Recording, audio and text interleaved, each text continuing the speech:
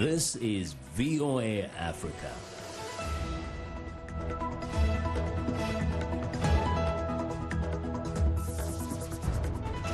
Good evening, I'm Esther Githu-Ewart. It's Thursday, October 31st. This is Africa 54. Rwandan opposition says it's determined to form a political party despite intimidation and killings of some of their members. Botswana scores high on democracy, but very poorly on gender equality in politics. And a startup company in Kenya seeks to save lives by providing a safer source of energy to the poor.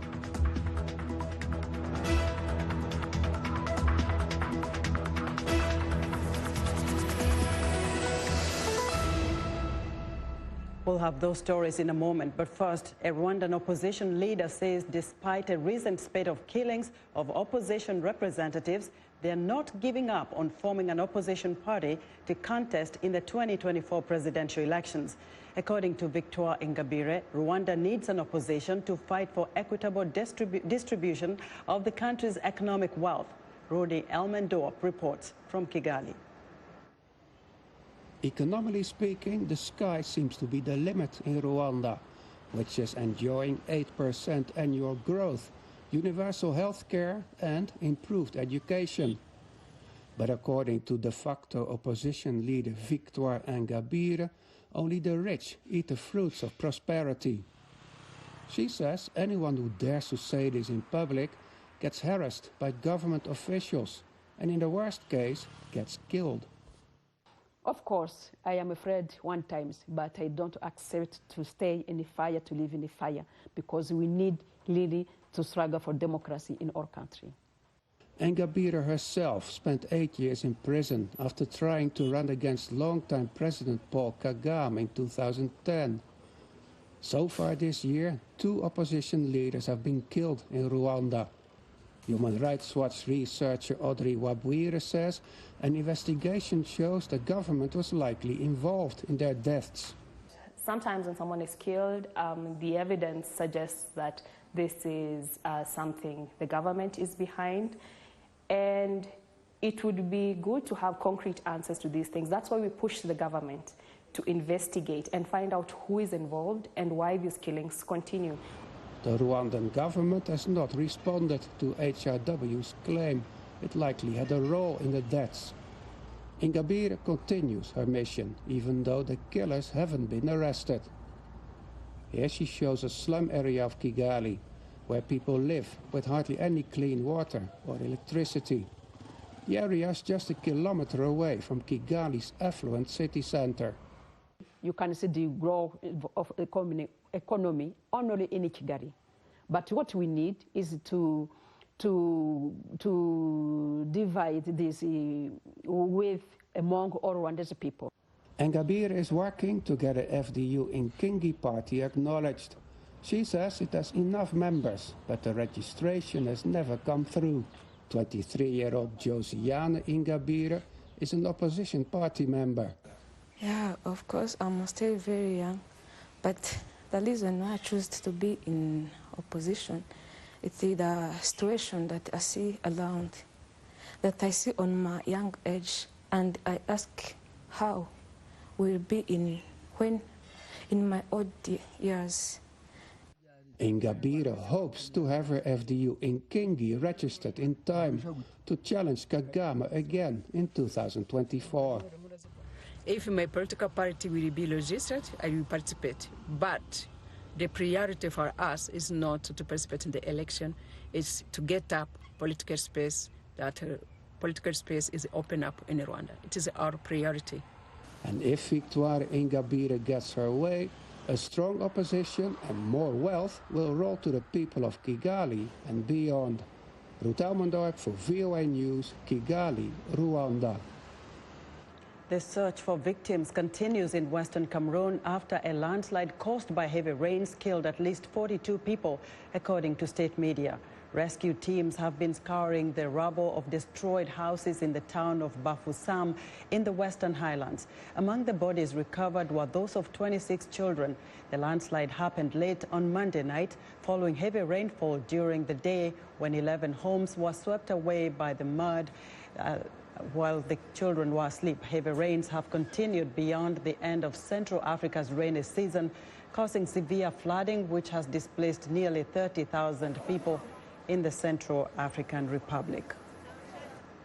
Nigeria's Minister of Humanitarian Affairs has, for the time being, lifted a suspension of the operations of two aid groups, Mercy Corps and Action Against Hunger, in the country's northeast. The army forced both groups to close some of their offices in September, accusing Action Against Hunger of aiding terrorist groups and alleging that a large amount of money in a car found in northeastern Borno State belonged to Mercy Corps. Mercy Corps Country Director Darius Radcliffe issued a statement on Thursday welcoming the government's decision. He said the group would resume work as quickly as possible. In South Africa, around 100 people were arrested on Wednesday as part of an operation to disperse a group of refugees and asylum seekers. The group had staged a prolonged sit-in near the United Nations Refugee Agency in Cape Town. Matthew Larotonda reports. Around 100 people were arrested in Cape Town on Wednesday, part of an operation by South African police to disperse a group of protesting refugees and asylum seekers. They had been staging a sit-in near the UN Refugee Agency, asking to be moved out of South Africa. The protesters said they no longer feel safe following a wave of xenophobic violence in September, which killed at least 10 people, and want to be repatriated to their home countries or moved elsewhere. Local media showed police firing water cannon into the protesters, including women and children. Around 300 people were evicted from the area, according to police, following a court order to remove them. Matthew Larotonda of Reuters reporting. Botswana is often hailed as a progressive democracy. However, female underrepresentation in politics continues to be a problem. Only 3 women won seats in the 57-member National Assembly during last week's general elections. Activists say the country has a bias against women, both in its electoral system and its culture. Mkondisi Dube has more from Gaborone. After the 2014 general election, Botswana only had 4 elected female members of parliament in the National Assembly. The number dwindled to just 3 after the October 23 national poll. Women's rights groups blame an electoral system which they say discriminates against women.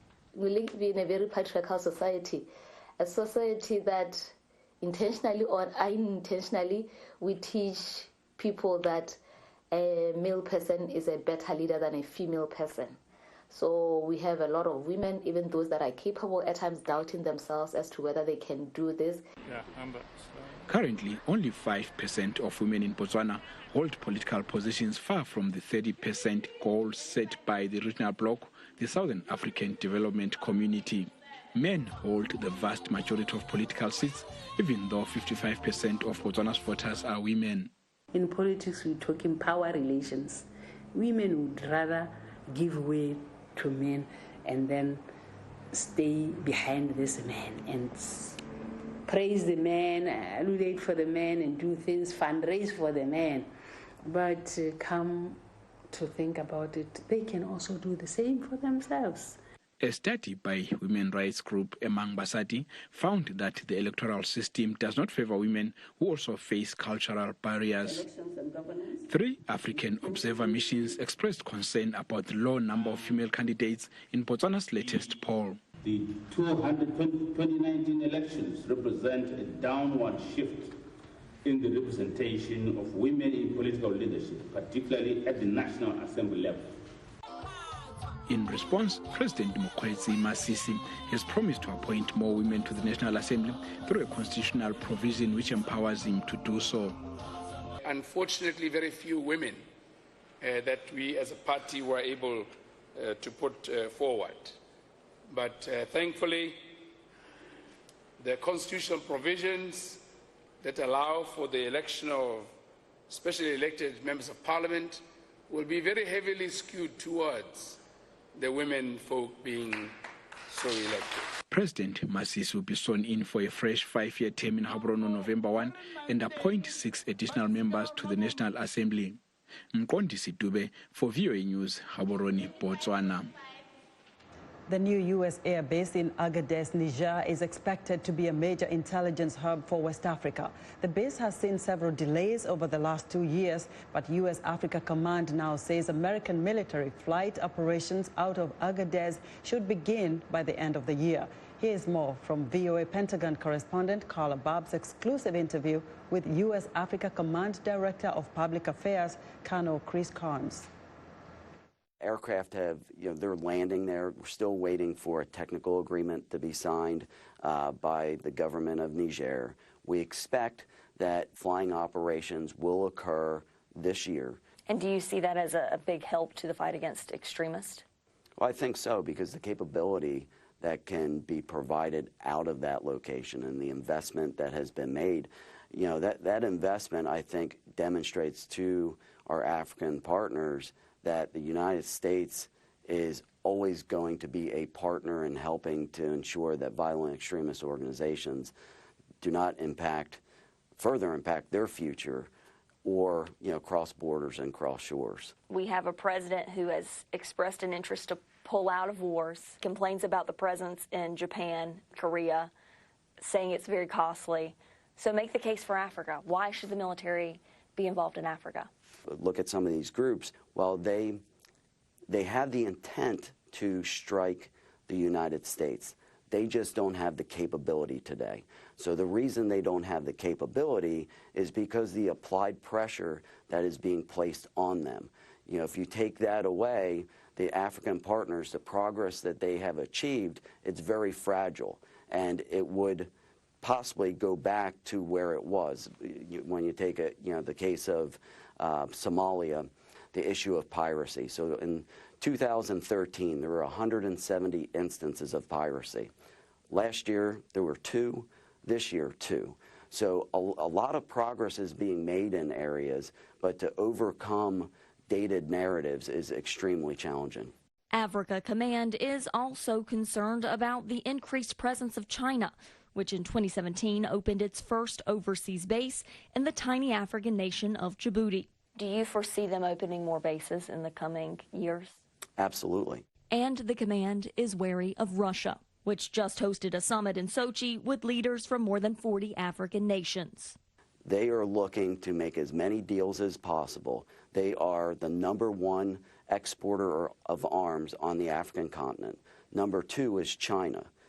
That is something that should concern Americans. If we do not continue to develop partnerships on the African continent and China and Russia continue on their growth trajectory, they could exercise the influence to deny us access to key areas in the future. And in this era of global power competition, we don't want to, create an opportunity to make Russia or China great. General Townsend has been the AFRICOM commander for going on 3 months now. When are 91 days. When are we going to see an assessment from him? In terms of a timeline, I don't want to get into the prediction business. So General Townsend has already visited 7 different African partner countries. He also plans to continue to visit the continent. He will be returning in November, and I suspect he'll continue to go back to the continent almost every month. That was U.S. Africa Command Director of Public Affairs, Colonel Chris Carnes, speaking with VOA Pentagon correspondent Carla Babb. We're excited to hear what you think about Africa 54. Join the discussion on Facebook. The address is Africa 54. We're also streaming our broadcast live on Facebook. Please watch and share our show with your friends. Also check out our headlines 24/7 on voaafrica.com. Still to come, the U.S. House of Representatives voted Thursday, marking a crucial step forward in the impeachment investigation of U.S. President Donald Trump. We'll be back.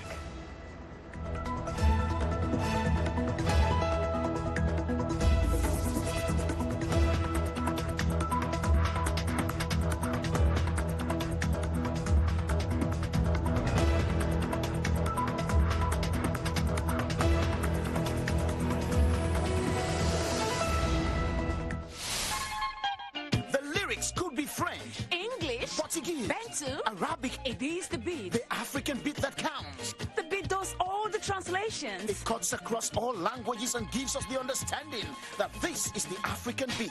It is so distinct and adhesive. It binds us together. African beat on the Voice of America. For more information, visit our website at www.voanews.com/AfricanBeat. I am Sheikh Sali, host and senior editor of VOA's international call-in talk show, Straight Talk Africa. Today we'll examine the tobacco industry. We pretty much touch on anything that you can think of. Politics, health issues, human rights issues, you name it, we talk about it. The issues that we discuss are pertinent to most people on the African continent. A very, very rare and unique opportunity to interact with their leaders.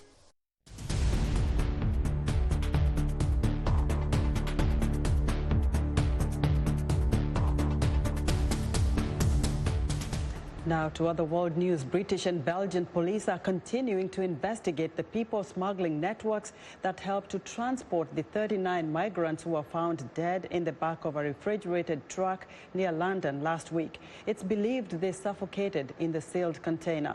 Many of the victims were apparently Vietnamese, and authorities suspect they traveled across the border to China, then on to Russia and Europe before crossing the English Channel. Henry Ridgwell reports on the growing industry in human cargo that brings tens of thousands of migrants to Europe every year. An industrial park east of London, the tragic end to a journey that began with hope 9,000 kilometres away in the remote villages of northern Vietnam. Identities have not been confirmed, but the grieving has already begun. Sons and daughters seemingly lost to the brutal trade in people smuggling. Many people in this village have gone abroad to work, so my son wanted to go abroad like others to earn money. That demand is catered for by well-established gangs, says Phil Robertson of Human Rights Watch. These are groups and gangs that operate with impunity in Vietnam. In many cases, they have connections to official authorities.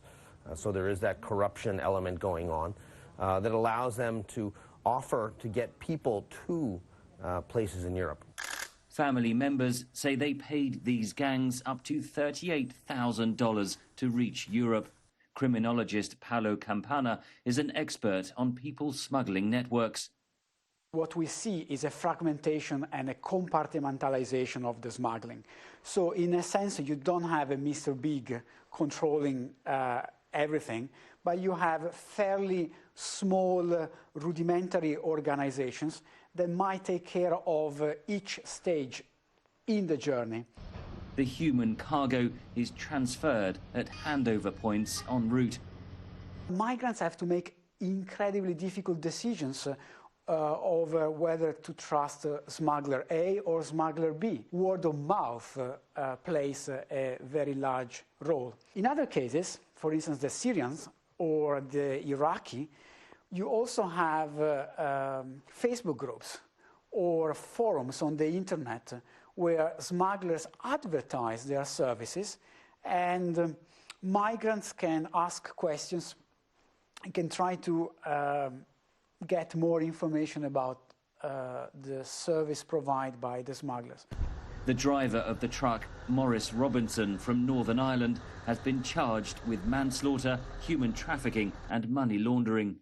I would be very surprised if the people who were involved in the last leg of the journey, whoever they have been, they would have any knowledge about what has happened in China or in Russia or in Eastern Europe. British police are searching for others thought to be involved. We have people coming into the country, either being trafficked or as asylum seekers, and we know that the borders are very tight and complicated, and there are more and more chances being taken.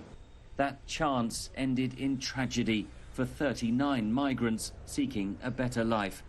There has to be, some, real pressure on Vietnam also to end these kind of people smuggling arrangements.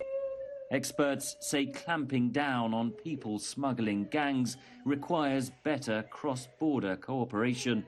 But as long as there is demand, the gangs will continue to prosper, and this will unlikely be the last tragedy. Henry Ridgewell for VOA News, London. U.S. media outlets are reporting former National Security Advisor John Bolton is due to testify next week in Democrats' impeachment inquiry into U.S. President Donald Trump. Several other witnesses have testified that Bolton was deeply disturbed that Trump's personal lawyer, Rudy Giuliani, was working behind the scenes to pressure Ukraine to investigate Democrats and 2020 presidential candidate Joe Biden for alleged corruption, evidence of which has never surfaced. Trump fired Bolton last month after they clashed on several fronts, including Ukraine. Bolton has laid low since he left the White House. The U.S. House of Representatives passed a resolution Thursday formally setting out the process by which committees will continue carrying out the inquiry into whether President Trump should face impeachment. The vote showed the divide in the House between the majority Democrats, whose leaders have argued there was no need to bring forth such a resolution to make the process legitimate, and the minority Republicans, who have opposed the inquiry as too closed a process and not giving them an equal part. Republican Senate Majority Leader Mitch McConnell said the resolution falls way short of bringing fairness and due process into the inquiry. The vote also sets the stage for the impeachment inquiry to go public. VOA's congressional correspondent Catherine Gibson has more from Capitol Hill. This is a sad day. A new phase in the investigation that could lead to the impeachment of President Trump. That as much as this president flaunts the Constitution, we are going to protect it. House Democrats have been investigating the president in closed House Intelligence Committee hearings since last month, when a whistleblower alleged the president held up $400 million in congressionally approved U.S. aid to Ukraine to pressure Ukraine to gather dirt on political rival Joe Biden and his son Hunter. This Department of Justice refused to do an investigation into the alleged misconduct and criminal operations of the executive branch of government. Therefore, it was left to the legislative branch to do it. With Thursday's vote on a resolution that lays out rules for the impeachment inquiry, Speaker Pelosi takes a key argument away from Republicans who say Trump is the victim of an illegitimate investigation. They're now attempting to sort of put a cloak of legitimacy around this process by saying they're going to bring it to a vote on the floor. They can't fix it. The process is broken. It's tainted. House Democrats caution this is not a vote impeaching President Trump, but a step in the investigation that will allow for public hearings. We will continue to proceed in a serious, solemn, and somber fashion. That's what the Constitution requires at this moment.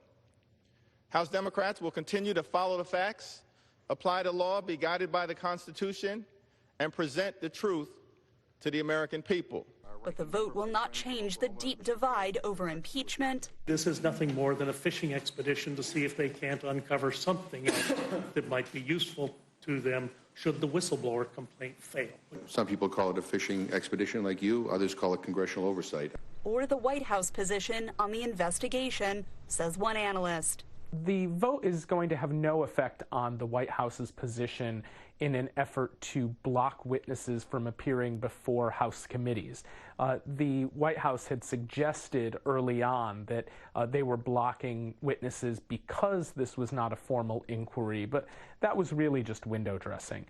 Ultimately, what this could do is strengthen House Democrats' position in the courts as they ask for subpoenas to be enforced. Public hearings are likely to begin in mid-November. In the meantime, House Intelligence Chairman Adam Schiff plans to call a key witness for classified testimony. Former National Security Advisor John Bolton. Catherine Gibson, VOA News, Capitol Hill. Twitter says it will no longer accept political ads, a decision that will affect users and political campaigns in the U.S. and around the world. Jack Dorsey, Twitter's CEO, said that while internet advertising is powerful and effective for advertisers, that power brings significant risks to politics. The ban, which will go into effect on November 22nd, will cover candidate ads as well as ads for political issues. Advertisements that encourage people to vote will remain. Twitter's decision comes as internet firms struggle with internet-fueled disinformation campaigns, both in the U.S. and around the world.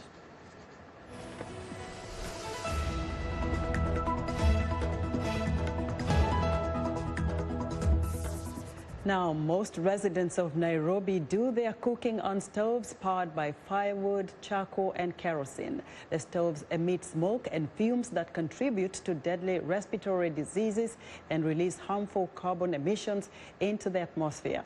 But now a small startup company is offering Nairobi residents an alternative source of energy that makes cooking both cleaner and safer. Mohammed Yusuf reports from Nairobi. In the poor neighborhoods of Nairobi, charcoal along with firewood and kerosene are the go-to sources of heat when it comes time to prepare the evening meal. But this year, a startup company known as Cocoa Network has set up more than 600 bioethanol stations that offer residents cheap, cleaner energy.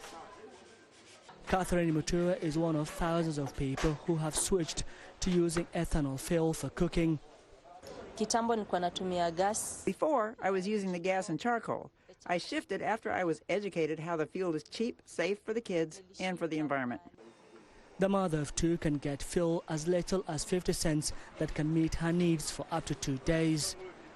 Cocoa tankers fill this fueling station with up to 300 liters of ethanol twice a week.